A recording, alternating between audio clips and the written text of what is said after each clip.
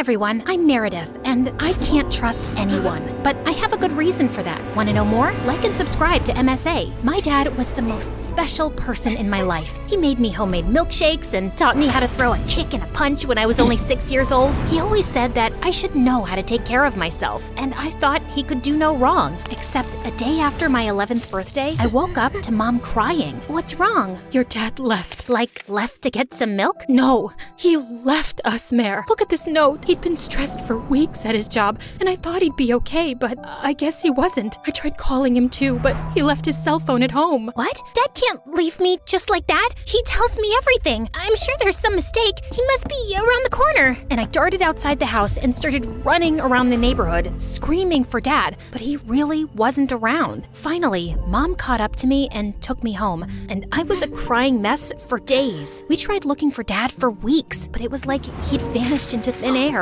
I was heartbroken, and since then, I just couldn't trust anyone around me. What made it worse was that Mom started dating soon after, and she had the worst taste in men. This one time, Mom invited her boyfriend over, and he ended up stealing all her jewelry. And another time, she introduced me to this guy who was arrested a week later for robbing a bank. So, yeah, my home life was a mess, but at least I had school. I was a good student who loved writing poetry, and by the time I was 16, I was writing poems for a small publication and also leading the school newspaper. Life was good until this new guy Xander joined my class. At first, he didn't bother me at all and always had this permanent frown plastered on his face. He hardly spoke to anyone in class, and a few times he was rude to the teacher and got sent to detention. Then one day in the gym, I was sitting on the bleachers when this ball came flying out of nowhere and hit me in the head.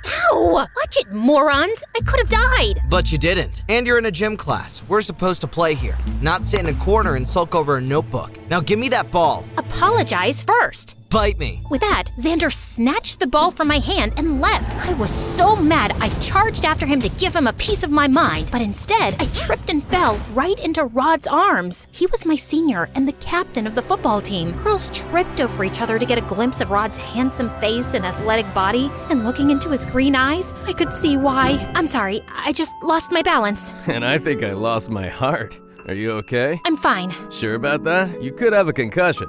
You know, we've never had a chance to talk, but I think we'll have a pretty good conversation. How about we find that out over dinner? I don't eat dinner. Coffee? Nope. Water then? I'm late for class, but thanks for the help. And I just quickly left before Rod saw my knees shaking. I knew most girls would kill for a date with him, but all men were jerks, so I decided to ignore Rod. But boy, Rod was persistent. He would send me flowers in class, leave chocolates and notes in my locker, and one time, he even showed up at my home in a limousine. I was just trying to figure out how to get rid of him when Mom walked into my room. That boy looks fancy. Yeah, whatever. I'm not interested. He will break my heart like Dad broke yours, and you don't know that. Not all men are the same. Now get dressed and go. I reluctantly agreed to go out with Rod, and it wasn't so bad. He was cute and fun, and he took me to this cool pizza place.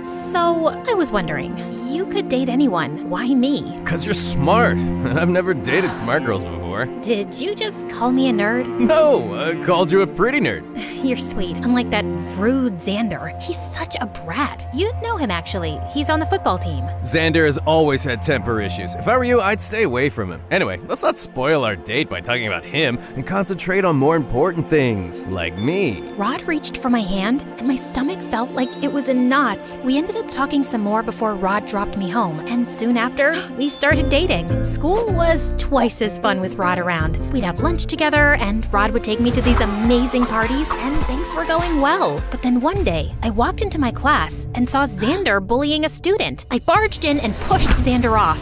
What's your problem, weirdo? Just mind your own business. I will when you stop treating people like trash. I was just asking some questions about chemistry. I'm not blind or stupid. Just get away from this poor guy or what? You'll hit me, princess? Xander inched closer, and I could feel his breath on my face. I wanted to move, but I just felt numb. And seconds later, the teacher walked in, and we all went back to our seats. I tried to ignore Xander after that, but I guess luck wasn't on my side, because a week later, I was picking up a cake for Mom's birthday at the local cafe when someone tapped on my shoulder. May I take your order, You! I don't remember the last time I turned around and didn't see your face. I don't like looking at your face either. It doesn't look like that. In fact, it looks like you're stalking me. Excuse me, but before I could get another word out, my stomach made a loud rumbling noise. Xander's face softened and he smiled. Looks like someone's starving. I'm fine. Just come with me. You can be angry while you eat. I wanted to say no, but my stomach made another really loud sound. Xander took me to the back kitchen and quickly fixed me a sandwich. As I gulped it down, a cat crawled in and Xander filled a bowl of milk for it. I watched him play with the cat and he looked so calm and peaceful and really cute. If you keep staring like that, I'll get uncomfortable. Thank you. You're good. I mean, the sandwich is good. It's my specialty. My mom taught me. And you're staring again. Sorry, I was just wondering. You're rude to teachers. You barely have friends and you pretend like you're mean, but you're actually soft. You're nothing like I imagined. You're nothing like I imagined either. Meredith, why are you with Rod? What do you mean? I mean, he's not what he looks like. I know it's not my place, but I don't think he's right for you. You're right. It's not your place. And why should I listen to you? You're literally the biggest bully in school. Just because you fixed me a sandwich doesn't mean you get to comment on my personal life. You're taking this the wrong way. I guess I was taking it the wrong way, but now everything is clear. Thanks for the sandwich and bye-bye. And with that, I just picked up my cake at the counter and left. But I couldn't stop thinking about what Xander had said. What did he mean that Rod wasn't what he looked like? I wanted to talk to Rod about it the next day in school, but he was absent. I tried calling him, but his phone wasn't reachable, so I decided to go to his place. I was at the gate when suddenly I saw Rod screaming at some woman. What do you mean you can't do the job anymore? Tell Xander that I still have the video proof, and I will send him to jail if he doesn't get me what I asked for. But he's already done so much for you. Please, sir, we are poor and vulnerable, but you're rich and kind. Please understand. Don't touch me, you filthy woman! And just tell your son that if he doesn't deliver the papers by tonight, I will show the video to my dad and have him arrested. Rod pushed the poor woman away and she fell on the ground while he simply smirked and left. I rushed to help her up, but before I could ask her anything, she started wailing and ran away. What was happening? Xander's mom knew Rod, and from what I heard, Rod had some video he was using to blackmail Xander. What was this video? And what papers was Xander delivering? I wanted to get to the root of everything, so I waited all evening outside Xander's cafe where he worked and then followed him. To my surprise, he parked his bike outside Rod's house, slowly making his way to a slanted door on the ground. Xander opened the lid of the door and jumped in. I left my bike behind as I made my way to the same basement door and saw Xander throw a huge envelope on Rod's face. These are all the exam papers you wanted. We're done. And one more thing, if you ever touch my mom again, I swear I will bury you alive. Don't be so mad, pretty boy.